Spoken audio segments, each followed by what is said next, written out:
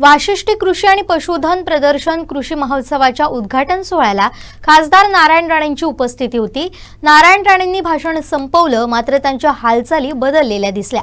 आजूबाजूच्या गार्ड आणि कर्मचाऱ्यांनी त्यांना हाताला धरून खुर्चीवर बसवलं। यावेळी व्यासपीठावर नेमकं काय घडलं पाहूया।